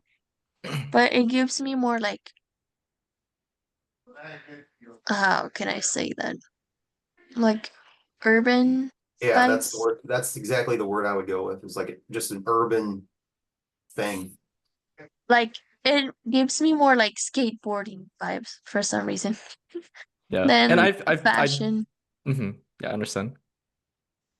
You know, the nice thing about collages is for this project is, all right, so maybe it didn't hit the mark for pop fashion for some of us. Who cares? You know, like you could easily just pivot and be like, yeah, no, it's about urban fashion or it's about skateboarding. Like whatever you think it is, that's what it's Yeah. about. You know? I was gonna say just change it because it looks Yeah. really good. Yeah. You know, like, I did kind of have that in my mind map as well, like urban yeah, that's stuff as well. that's not a To be big deal. Like, I'm not trying to like save myself here, but yeah. well, yeah, no, Um, like that's the beauty of one being in school and not having a real client. Like if you were working with Nike and they wanted pop fashion, they might fire you, but you're not working for Nike. You're just doing a project for school. So if you want to change the nature of the project, do it. You know, this is fine. And then two, you're free to experiment. You know, like this is the time to work out the kinks before you do work for Nike or Target or whatever. So you know, like figure out what works and what doesn't. It sounds like quite a few people like it. But yeah, I think that we're not seeing pop fashion. I'm not seeing it. It's just, that's not the first thing I think of. Right, yeah. So, That's like kind of just the main inspiration for, sure. yeah. That's So- why I mentioned it. I just kind of wanted to have something to talk about for this. Yeah, no, Like, I what get kind of you. inspired me. You know, and everyone's got the benefit here of like, we can use typography in this, and that's great. So like, if the type has to help us connect some dots, make sure that your text is readable and, you know, kind of leads us to where we need to go. Yeah. Cool. Anything else for Sounds Sebastian? good. All right. Cool. So thank you. All right. I can go next. Sounds great. Cool. Here, I will turn on my camera. I'm prefacing this by saying that I did a lot of technical work within each of the little parts. So it is 50%, but it's like tiny little details of 50% that were very tedious. Okay. So like some of the big parts aren't there yet, and I might need some help with the big parts. So here I have a staircase that I might redo because I'm not sure if I like the perspective. And all of these, it was really hard for me to do this, but get to you.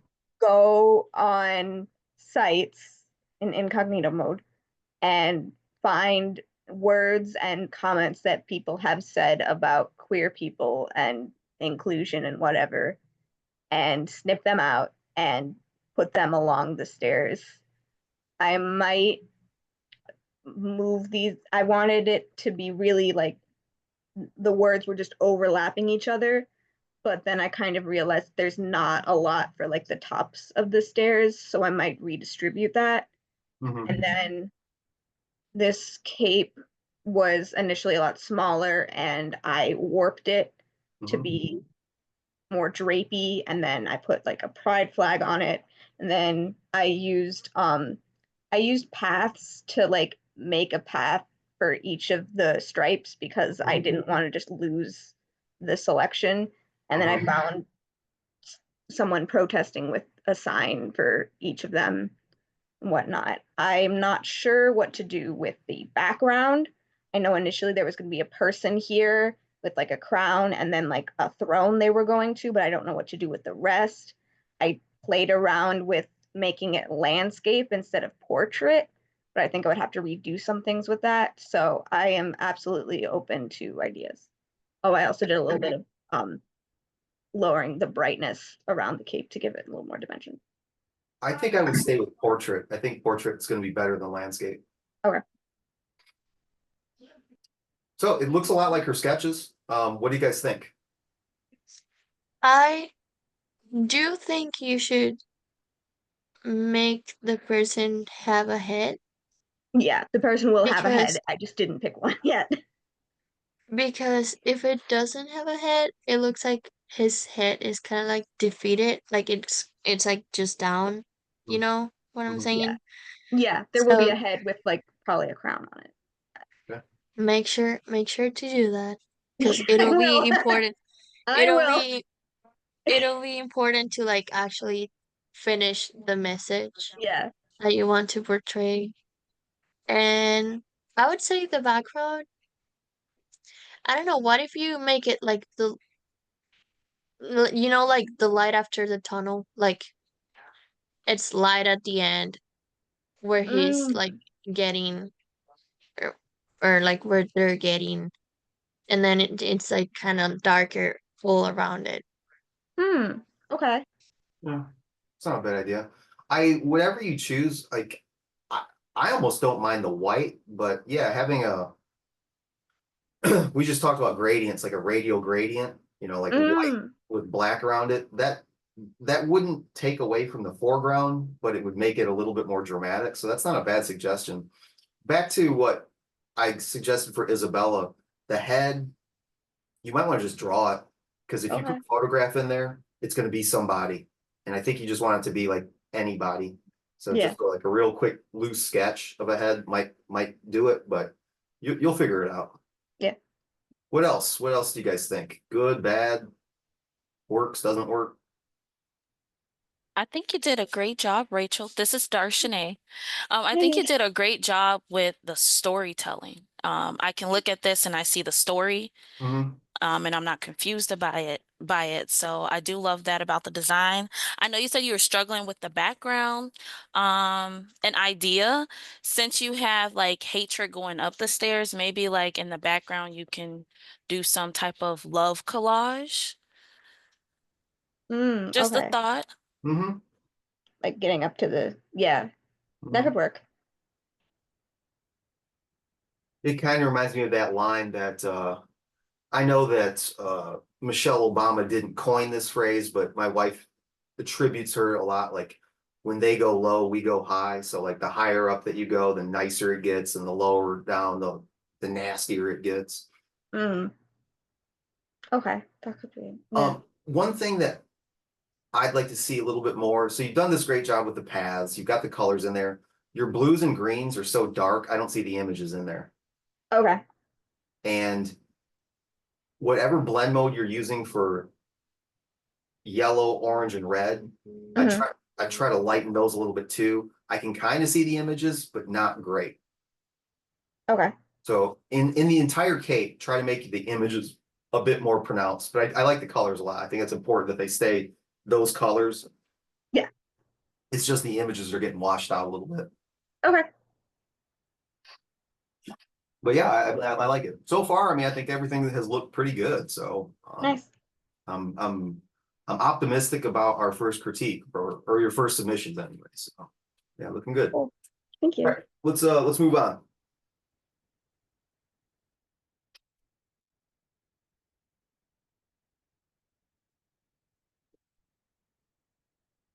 Oh man, water's good. All right, who's next?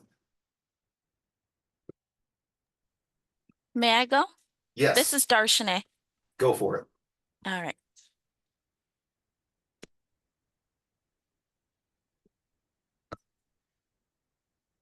All right. So my topic again was business, specifically entrepreneurship. And then the theme of my design is road to innovation. So some changes that I made was I took in the feedback provided and added different colors onto the butterflies.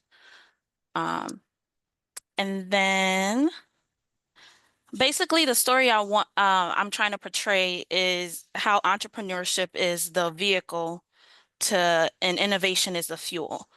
Hence why I have a road, a path to innovation. I added in a lens flare to the bulb to just kind of make that pop more. I did add in a little bit more saturation into the hand. The green hand does symbolize out of the basically how out of the box ideas generate money. So that green is money, the bulb is the ideas. I chose red, orange, and yellow butterflies. Red is that passion, the anger during the process, as well as the courage. Yellow is creativity and caution, and orange is optimism. I have 3 butterflies because in ancient symbolism, the number 3 is completion or creation of something in the physical. Butterflies do represent transformation, growth, and freedom as well.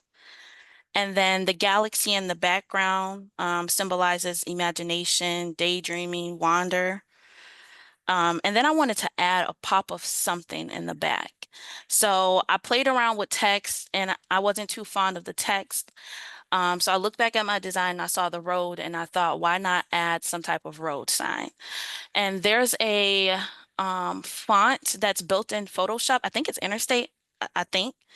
But it's basically each letter you type, it produces a different type of road sign. So I went with do not block intersection and it was perfect. At an intersection, you must like wait behind the stop line until you can clearly see there's enough space to pass through without stopping. So I took that as pause, plan, and move forward when equipped to do so confidently. So I felt like that was the perfect touch to bring my entire story together. Very well spoken. What do you guys think? I really like the warm butterflies, the Mhm. warm colors.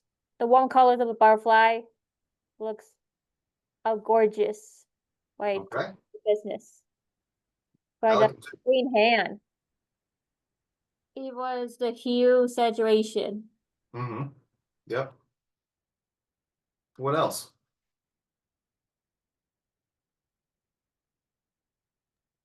Overall, I think you did a really good job. You definitely did put a lot of thought behind this. Like, I could tell that like you did have a lot of fun with this project and had like a lot of ideas with it. I think the only critique that I would have was maybe just scale the road up a little bit. Because for me, it just kind of looks a little bit awkward, like the box just kind of like hanging off the side. I would go a little bit further with that. I would scale everything up. You've got some negative space on the top and each side. I would take everything and scale it up so if like this is your composition, I would scale everything up Okay, that makes sense. because you got space for it. It would be Yeah. one thing if this was the cover of a magazine and articles were going to go on the side, I'd say fine, you're good, but they're probably not. So let's really like let's focus in on what's important, which is all the stuff that you did, and let's not worry about the 2 or 3 inches on each side and 2 inches on top. Just scale everything up. The box overhanging the road doesn't bother me that much. You could play around with it. Maybe you could get the road perfectly lined up with it. Maybe that looks better. I don't know. But yeah, I would definitely just increase the scale. But I think you did a good job. I mean, it's very well thought out. It's very well put together.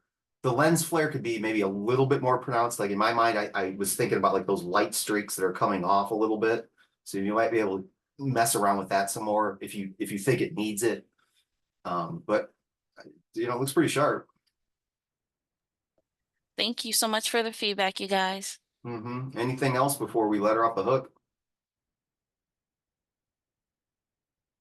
Okay, let's move on. Right on time too. Oh, and as I was checking the points for the mid critique, which is worth 30, I saw that a lot of people already submitted the 2 exercises we just did. So that's great. Like that's the point. I don't want you guys to have a ton of homework outside of the project. So if you're able to get done with stuff in class, that's kind of the reason I do it that way. All right, let's move on. I think we should got 4 more, maybe, give or take. I will go. Sounds good.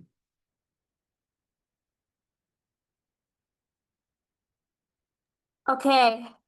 This is my fashion. This is a fashion collage about this. It Mhm. likes flowers and like the lipstick on the lipstick on that. I love this.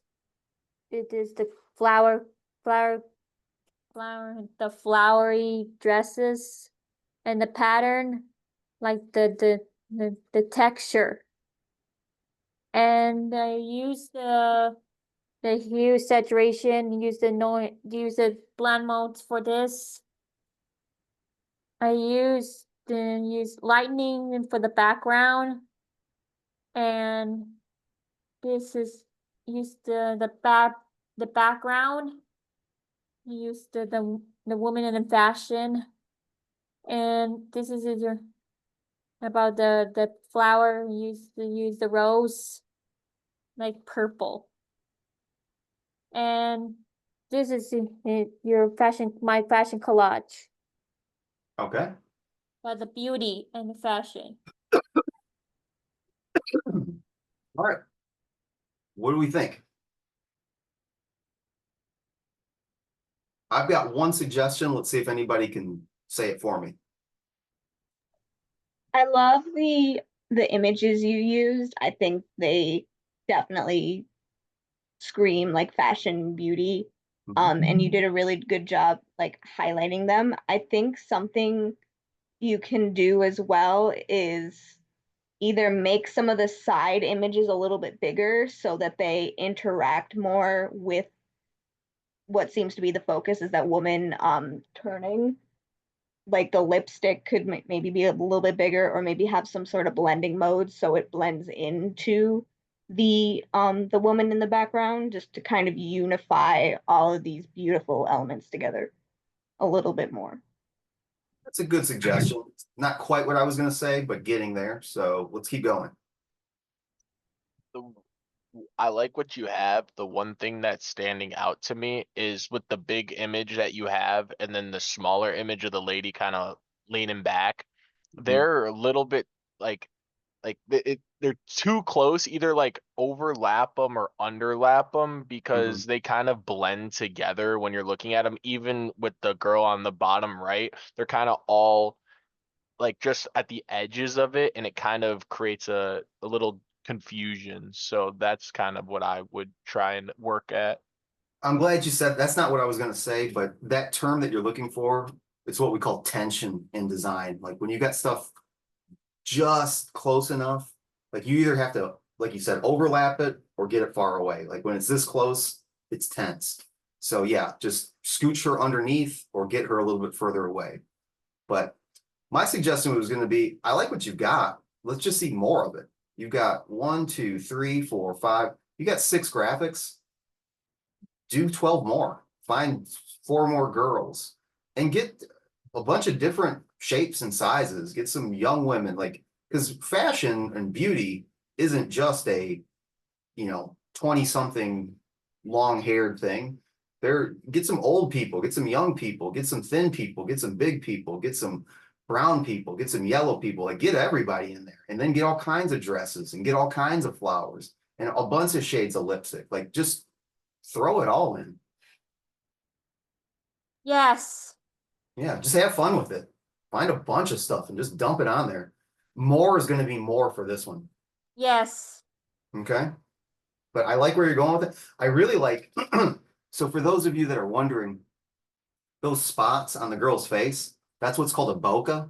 And all it is when you focus on lights, but it's out of focus and it just creates these rings of light. I love that bokeh. Have that on top of everything. Put a bunch of images everywhere and then have the bokeh with a blend mode on top. It'll look like one cohesive thing. I think it'll look pretty cool. Of course you have it. Okay.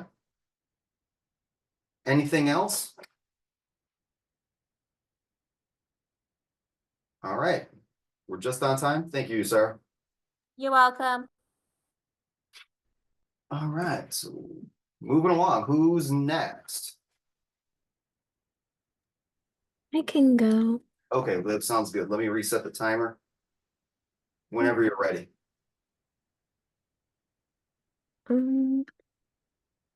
Let me full screen. Okay. Yes. I had the topic of fashion as well. And what I was trying to say here is that usually people focus too much on their bodies. And like I wrote, not to change your bodies to match your clothes.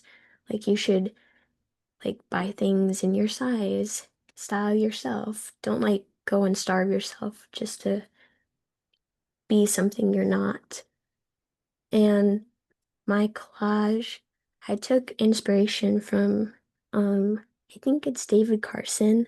Mhm. He's done Ray Gun magazine work, and I really like his typography and how he uses it like as a texture. Mhm. And I thought I want to add texture to this, like how textiles and fabrics all have these unique textures. So I just started writing words about like fashion and like being yourself and not conforming to anything. And then I had this girl here. When I added her, I wanted her to like fit in with the environment. So I was experimenting with the blending modes. But I think I'll try to experiment with like a gradient mask because I just learned that today. Mhm. And I also like tried to add like other girls too. But um like I preferred just the one. And I had like this hand reaching out to her with clothing items. I think I want to add more of those around. Mhm. Well, and if like I wasn't really feeling with the human girls, I also created like a little sketch, Mhm. like the paper doll idea. Mhm. I was Is that having, is that your sketch? yes, It's a good sketch. thank you. So I'm I'm feeling like going more towards the sketch side, um, because I can just create like whatever clothing I want to have her on her. And that's really the idea of my poster is that you can be as creative as you want with your fashion to become who you want to be without having to alter like your physical self. Okay. Yeah, I don't think we talk about David Carson this year. We probably should, but I'm a big David Carson fan too. If you're not familiar with who that is, you should Google it. Pretty, I mean, when it comes to like '90s design, he was the guy. Uh, but what do you guys think of the collage? There was a few different looks there. We had a photograph of a girl, then we had a photograph of 3 girls, and then we have an image of a sketch. I don't know, does anybody like one more than the other?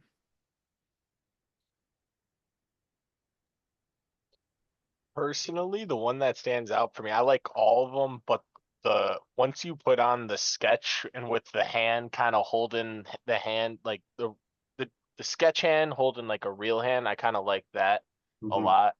But the other one, this one with the sketch stands out way more, and then the other one is more of it, like of the lady is behind it and blends in more. So it depends which approach you kind of want to go for. Okay. Yeah. What does some other people think? I was going to say, um,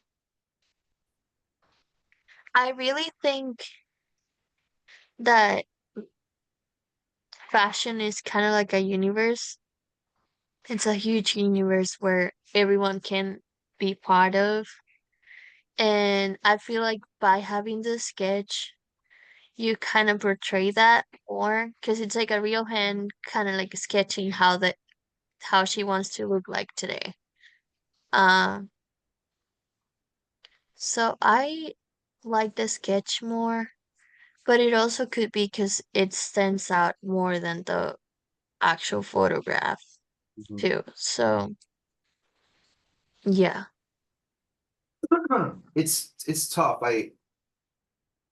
If you were going to use the photograph, I think that having multiple photographs look better than just the one. Yeah, that type of like layering where we've got like that looks interesting. Um, so if you were going to go that route, I would prefer to see it like this, but your sketch is very unique and you're clearly good at that style. I think I'd rather see like 4 or 5 sketches like this with human hands holding them. That would tell a different story, and I think I'd rather see that story. Now, that said, I would lose that image of a jacket because those two Yeah. things don't mix anymore. The Also, I human, was going to say for the photographs, I like the one with the 3 women, is more than just one. But also maybe if you find different, because they're all different, but they look kind of the same. yeah, So yeah. if you make them look different, like really different, like maybe one with a darker skin tone and maybe one, I don't know, just make them look very different from each other. That'll probably make a huge difference on how I see this one. I like that idea. Yeah. Also, I got most of these images off of Unsplash. Mhm. So like my file size is huge in Photoshop. It's like a whole gigabyte. Oh, So wow. if anybody knows like how to like lower the quality of these images to make it like less huge, that would be awesome. Um, I after the critique, I'll show you something that might help. Awesome. Yeah, it shouldn't be that big just yet. That seems a little bit big. Real Mm. quick, go to image size. Image. Okay. Well, you're good. It's the right size, so okay. I don't know what happened. That sometimes happens. That's not a big deal. You can always shave off 0.8 inches. That's not that big of a deal. So Got it. okay. Yeah, we'll have to figure out what's going on with the file size. It shouldn't be quite that big, but we'll figure it out. I know, I was a little scared. Well, the beauty of uploading to Google Drive, I mean, you could give me a terabyte right now. It's not a big deal.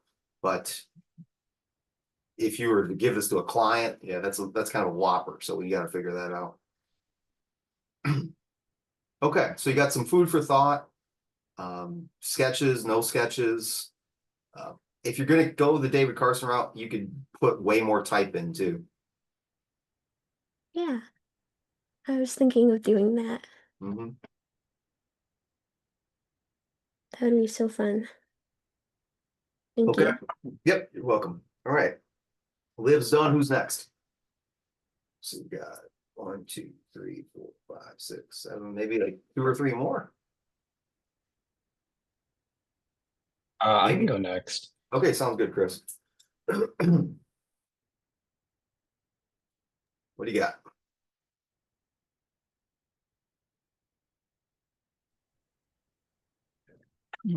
Sorry. So the theme behind mine was a travel magazine. So originally, like my original rough sketch was like just like a typical magazine cover, but I wanted to incorporate like more images, so it actually felt like more of a collage. I have my revised rough ones pulled up here.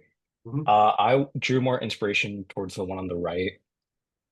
I went ahead and found or like made a clipping mask to like make these like rough edges right here.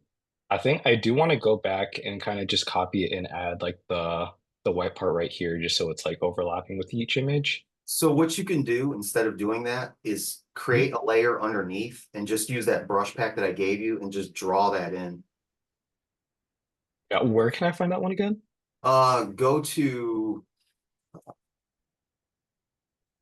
our classroom, and I forget the name of the folder. I think it's called like freebies, or there's a folder where I gave you guys a bunch of crap. I don't know what it's called right now. I can't see it. Mhm.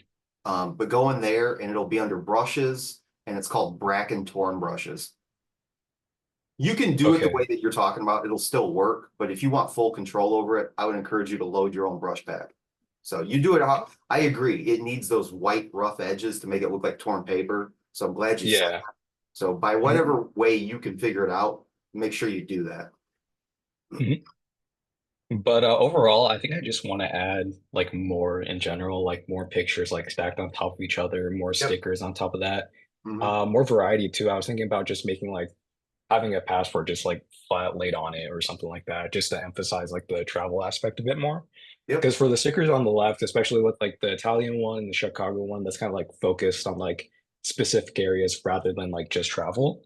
Mhm. But I think I like keeping like the bottom portion where it says like the travel daily. I think I like keeping that simple compared to like or in contrast of like the like, kind of chaotic like upper top or like upper half of the image. Mhm. But yeah, that's what I have so far. Something else you can consider too, like when I see passport, things like this, stamp textures, like a lot of stamps all over the place. Yeah, yeah. Anybody else? Anybody else want to take a crack at this? Like what could be changed to make it better, or things that you should emphasize that are working already?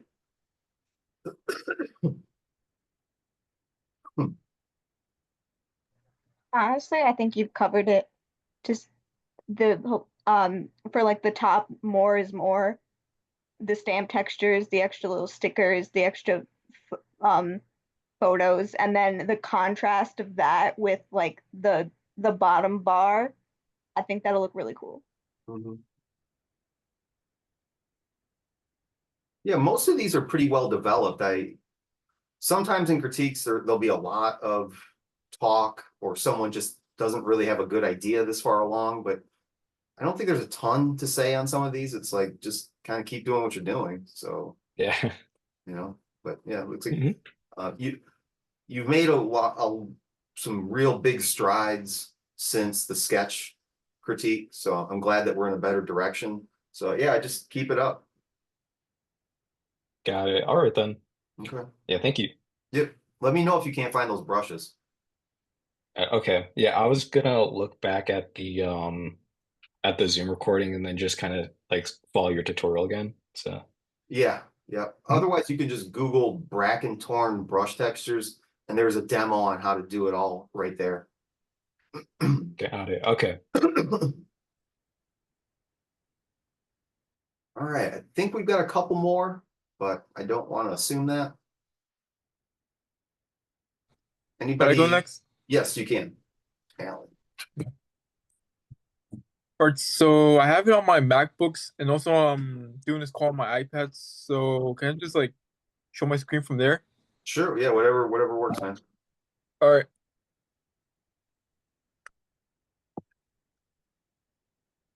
Yeah, so here's so far. I have it on clear quality. So for my camera.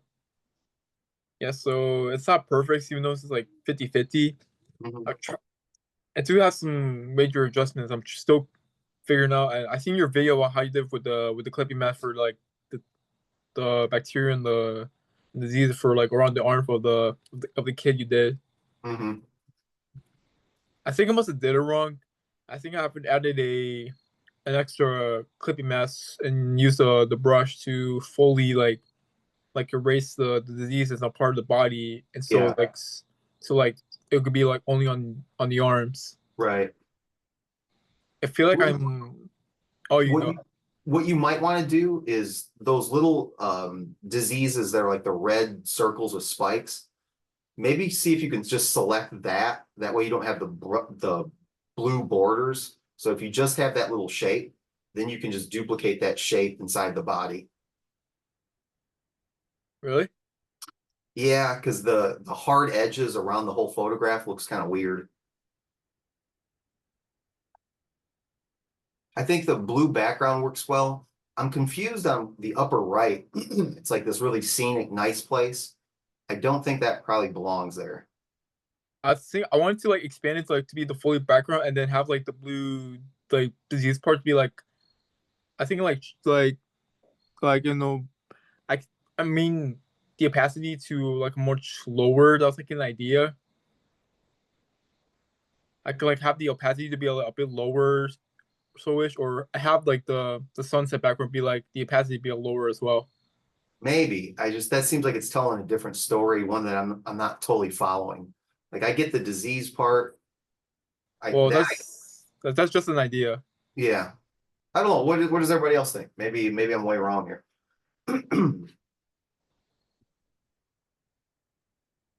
I'm sorry, can you just remind me what was your theme again?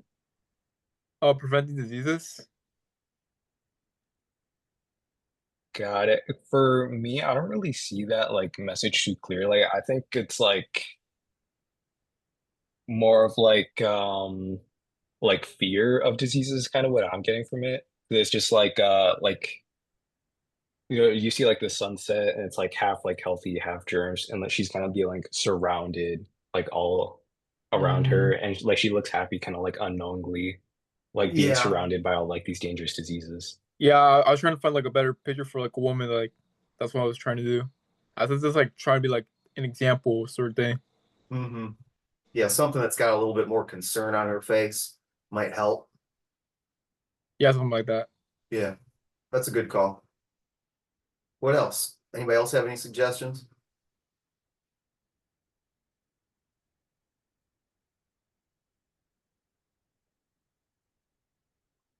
Definitely focus in on because the model is going to be like the first thing that we see. So if they have a concerned look, we'll have a concerned look. So probably swap that out and then work with those disease molecules a little bit. See if you can extract a couple of those so they've got transparency. And definitely like if you want to keep that sunset background, think about how that relates to the image. Like what are you trying to say, and try to integrate it in a bit more of a clever manner. Maybe the opacity will work. I don't know. We'll have to wait and see. But right now, I would probably just stay with the blue background. Okay.